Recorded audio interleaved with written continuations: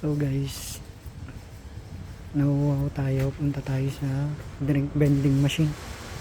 So ito yung drink vending machine ng Japan. Una, pili tayo ng inumin natin. So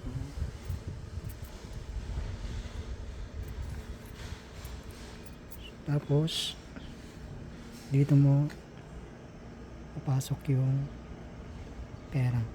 So ang napili natin ay 100 yen. So 100 yen lagay natin, tapos pindutin natin yung ito, yun ang laglag na, tapos kunin mo na din ito. Yun lang.